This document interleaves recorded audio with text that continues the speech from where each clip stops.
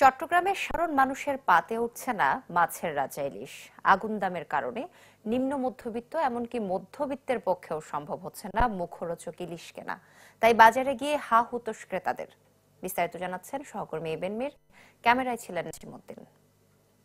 যে ইলিশ নিয়ে এত আলোচনা, সেই ইলিশের বাজারে কি অবস্থা সেটি দেখতে আমরা আজকে এসেছি চট্টগ্রামের চৌমুহনী কর্ণফুলী বাজারে। আমরা এখানে এই যে বিক্রেতা এবং ক্রেতা দুই পক্ষের সাথে কথা বলবো।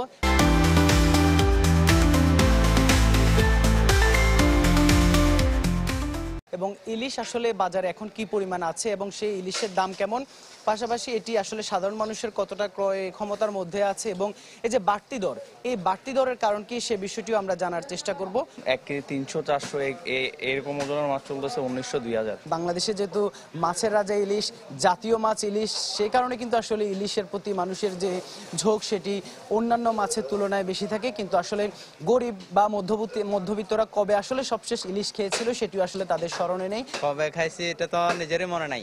1.5 কেজি 1 কেজির উপরে যেগুলো ওগুলো 3500-3000 টাকা করে কেজি ধরে আমাদের। যেটি বিক্রেতারা বলছেন আসলে সরবরাহ কম কথা বলছেন, তবে আমরা বাজারেও কিন্তু আসলে সেই একই চিত্র দেখছি। বাজারে কিন্তু ইলিশের সরবরাহ তুলনামূলক কম রয়েছে। তবে যতই আসলে কম থাকুক, যেহেতু বাংলাদেশে ইলিশের জন্য বাংলাদেশি আসলে বিখ্যাত, তারপরেও কিন্তু আসলে সেই ইলিশ কেন এভাবে এত কম মানে বাড়তি দাম, বিষয়টি আসলে সঠিক উত্তর আসলে কারো কাছে নেই। এবং মধ্যস্বত্বভোগী যারা রয়েছে, যারা আসলে মাছগুলো জেলেদের কাছ থেকে নিয়ে বাজারে সরবরাহ করে, সেখানে আসলে বড় একটি এই যে সিন্ডিকেট, সেই সিন্ডিকেটের কারণে মূলত ইলিশের দাম বেশি বলে এখানে ক্রেতা বিক্রেতা দুই পক্ষই মনে করছেন। নদীতে তো কম পাওয়া যাচ্ছে, এই জন্য তো মনে করেন এখন ইলিশের দাম বেশি। না খাইয়ে ফেলে দেবো, তারপরে তো দাম কমবো। খাইতে চাচ্ছে 5000 টাকা হইলে 5 মান কিনবে, 1000 টাকা হইলে 1 মান কিনবে। ইলিশ খাইবো, ইলিশ খাইবে প্রধানমন্ত্রী। যে ইলিশ একসময় নিম্ন আয়ের মানুষ, মধ্যম আয়ের মানুষ সবাই খেত, সেই ইলিশ আসলে এখন তাদের কপালে জুটে না।